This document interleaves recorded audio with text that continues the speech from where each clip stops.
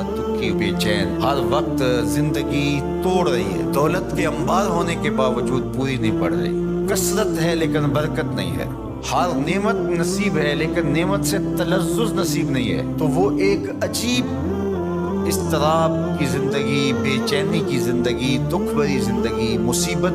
میں گھری ہوئی زندگی، مصائب عالم کے اندر پھنسی ہوئی زندگی، ایک مصیبت زدہ زندگی کا تصور۔ اب ایسی زندگی کے اسباب کیا ہیں؟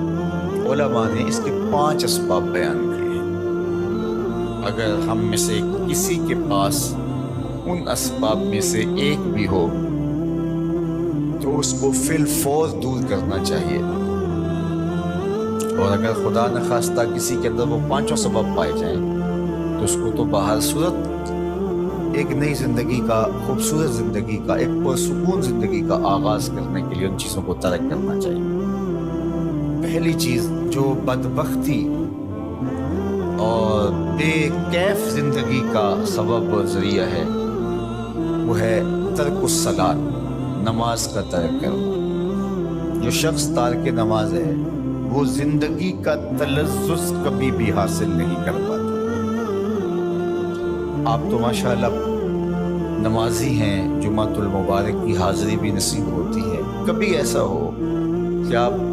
لمبے سفر سے آئے ہوں اور اتنے تھکے ہوں، صبح کو جاگ نہ آئی ہو اور نماز فجر رہ گئی ہو، اللہ نہ کرے ایسا ہو، لیکن ایسا کبھی ہوا ہو تو کیسا بے چینی میں دن گزرتا ہے۔ آپ کہتے ہیں کوئی کھوئی چیز، اس طرح دن بھر کے سفر سے آئے ہوں، تھکے ہوں، عشاء کی نماز پڑھے بغیر آپ لیٹ گئے تو ہر آدھے گھنٹے کے بعد آپ کی آنکھ کھل رہی ہوتی ہے، چین کی نیند نہیں آ رہی ہوتی، تو پھر آپ کہتے ہیں اچھا میں پہلے نماز پڑھ لوں، اور جب نماز پڑھ لیتے ہیں تو پھر چین کی نیند آ جاتی، حالانکہ آپ تو سو گئے ہیں، لیکن وہ کس چیز نے آپ کو اٹھا دی اور پھر آپ اٹھ کے بیٹھ گئے۔ تو آپ نے نماز نہ پڑھی ہو اور وہ بھی آپ تھکن سے چور ہیں تو آپ کو چین کی نیند نہیں آ رہی، تو جب چین کی نیند نصیب نہیں ہے نماز کے بغیر تو چین کی زندگی نصیب کیسے ہو؟ اور وہ شخص جو 5 نمازیں ترک کرنے کا عادی ہو چکا ہے اور اس کو پرواہ بھی نہیں ہے اس کی، تو وہ کہہ تو رہا ہے کہ مجھے پرواہ نہیں ہے، لیکن اندر سے اس کو کچھ چیز ضرور کاٹتی ہے، اس کا احساس اتنا مر چکا ہے کہ اس کو یہ سمجھ نہیں آ رہی کہ میری بے چینی کے اسباب کیا ہیں۔ نمازی کو تو پتہ ہے کہ آج سارا دن بے چین اس لیے گزرا کہ میں فجر کی نماز نہیں ادا کر پایا، رات بار میں اس لیے اٹھ رہا ہوں کہ مجھے عشاء کی نماز پڑھنی ہے، اور یہ شعور بھی چھین لیا گیا جس سے وہ تو کہتا ہے کہ آج ڈپریشن ہے، آج فلاں مسئلہ ہے، آج میرا کو بلڈ پریشر اوپر نیچے ہو گیا، رات کو اٹھ کے کو گولی لیتا ہے اور جو ہے وہ بار بلڈ پریشر چیک کرتا ہے، کیا وجہ ہے کہ نیند نہیں آ رہی، تو اس کے نیند نہ آنے کا سبب تو کچھ اور ہے، لیکن وہ کچھ اور سمجھ رہا ہے اور دوائی کسی اور چیز کی کھا رہا ہے اور مرض اس کا کوئی اور ہے۔ تو یہ بدبختی ہوتی ہے کہ کوئی شخص تارک نماز ہو، تو 5 گانا نماز یہ شعار زندگی بن جائے تو انسان کی شقاوت سعادت میں بدل جاتی ہے اور وہ بدبختی سے خوشبختی کی جانب عازم سفر ہو جاتا ہے۔ یہ ایک کافر تھا، وہ کہتے ہیں بڑا زور آور تھا، تو وہ یہ گائے کی کھال بچھا کر کے اس کے اوپر کھڑا ہو جاتا ہے اور لوگوں کہتا کہ اس کو اگر ہمت ہے تو میرے نیچے سے کھینچ کے دکھاؤ، میں نے دبا دیا اس کو، ہمارے یہاں ہوتا نا یہ میرا بازو پکڑو اور چھڑا کے دکھاؤ،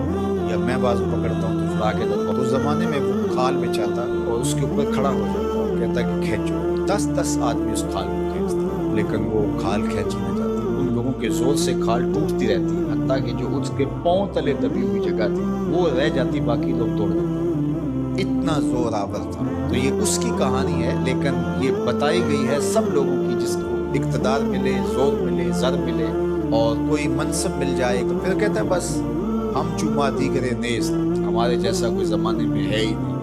اس نے کہا زمانے میں بندے 2 ہی ہیں، ایک تو اور ایک میں، اس نے کہا اگر صحیح چاند نہ لگائیں تو میں ہی میں ہوں، تو بھی نہیں ہے، تو بندہ کہتا ہے میرے پر کسی کا بس نہیں چل سکتا۔ جب اقتدار پاس ہوتا ہے، جب دولت پاس ہوتی ہے، جب چھاتی میں زور ہوتا ہے، جب قبیلہ خاندان پشت پہ کھڑا ہوتا ہے، تو پھر انسان یہی کہتا ہے کہ نہیں میرا کون مقابلہ کرے۔ یہ ایک انسانی طبع ہے بھی کمزور، لیکن تھوڑی سی ہوا بدو یہ کیسا غبارہ فوراً پھول بھی جاتا ہے، لیکن کوئی معمولی سی سوئی چبھ جائے تو ساری ہوا بھی نکل جاتی ہے، اور اگر تیزی سے کوئی چیز ہو تو پٹاخہ بھی لگتا ہے۔ تو یہ غبارہ پھول جاتا ہے تھوڑی سی ہوا سے، تکبر کی ہوا سے، دولت کی ہوا سے، اقتدار کے نشے میں یہ پھول کے کتنا بڑا ہو جاتا ہے۔ اَيَحْسَبُ أَن لَّن يَقْدِرَ عَلَيْهِ أَحَدٌ، کہتا ہے میں اتنا بڑا ہو گیا ہوں، میرے اندر اتنی ہوا ہے، میرے اوپر کسی کا بس کیسے چل سکتا ہے۔ یقول وہ کہتا ہے اہلکت مالا لبدا، میں نے ڈھیروں مال فنا کر دیا۔ جب وہ مال نمائش میں خرچ کرتا ہے تو پھر اس کی تصویریں بھی جاری کرتا ہے، پھر لوگوں کو بتاتا بھی ہے، دیکھو میں نے یہ گھر کا گیٹ لگایا تو کس کے کتنے پیسے لگ گئے، شادی پہ میں نے اتنے کی آتش بازی کری۔ پہلے تو کہتا ہے میرا کوئی بگاڑ نہیں سکتا، میں طاقتور ہوں، میں بڑے بڑے ڈاکٹروں سے علاج کروا سکتا ہوں، کوئی مجھے تکلیف نہیں پہنچا سکتا، میرے اثر و رسوخ بہت سارے، کچہریاں میں خرید لیتا ہوں، تھانے میں خرید لیتا ہوں، کیسے ہو سکتا ہے، میں طاقتور ہوں، میرا اثر و رسوخ بہت ہے۔ پھر کہتا ہے میں نے فلاں معاملے میں اتنا مال لگا دیا، اتنا مال فلاں لگا۔ وہ اپنے مال کے فضول خرچ پر لوگوں سے داد لے رہا۔ اللہ اکبر۔ اَيَحْسَبُ أَن لَّمْ يَرَهُ أَحَدٌ، یہ اس کی ساری بات بیان کرنے کے بعد اب یہ دیکھیں، اَيَحْسَبُ، وہ گمان کرتا ہے، وہ بھول گیا ہے، فراموش کر گیا اس بات کو، أَن لَّمْ يَرَهُ أَحَدٌ، کیا اس کو کسی نے نہیں دیکھا؟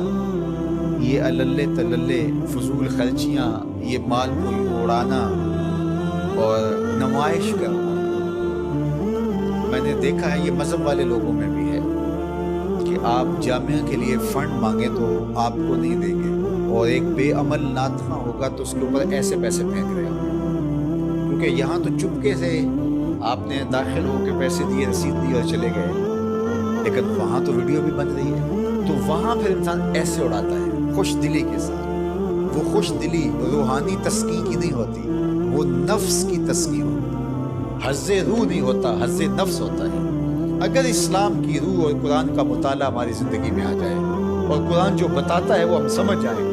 تو زندگی نور و نلا نور ہو جائے، ہم پھر اللہ کی مخلوق کے لیے نرم دل ہو جائیں، کل اب جس طرح باپ بیٹوں کے لیے ہوتا ہے اس طرح حضور علیہ السلام کی امت کے لیے ہماری شفقت ہونی چاہیے۔ فرمایا یہ ایک دیوار کی طرح ہے۔ اسلام کی تعریف کیا کی گئی ہے؟ مسلمان وہ ہے کہ جو رات کو 100 نفل پڑھتا ہے، مسلمان وہ ہے جو دن کو اتنے پارے ختم کرتا ہے، نہیں، المسلم من سلم المسلمون من لسانہ و یدہ، مسلمان وہ ہے جس کے ہاتھ اور جس کی زبان سے دوسرا مسلمان محفوظ ہو۔ تو کیا ہمارے ہاتھ سے، ہماری زبان سے دوسرے مسلمان محفوظ ہیں؟ آج ہم دوسروں پر کیچڑ اچھالنا اپنی ذمہ داری سمجھتے ہیں۔ آج کا سوشل میڈیا بھرا ہوا ہے دوسروں کے عیوب کو اچھالنے کے لیے۔ آج ممبر و محراب سے بھی مجھے معاف کرنا، جس طرح کے درس اور سبق دیے جا رہے ہیں، سچی بات ہے کہ وہ رسول اللہ کا دیا ہوا دین نہیں ہے۔ قرآن ہمیں بتاتا ہے تم ایسے بن جاؤ کہ تمہارا وجود نافع ہو، جدھر سے گزرتے جاؤ خوشبو پھیلتی چلی جائے، تمہارے انفاس کی مہک سے اجالے ہوں، تم فارمی چوزے نہیں ہو کہ ہر وقت اپنے ہی آرام کی تلاش میں رہو، تم لوگوں کو راحت پہنچانے کے لیے ہر وقت مستعد اور فعال ہو۔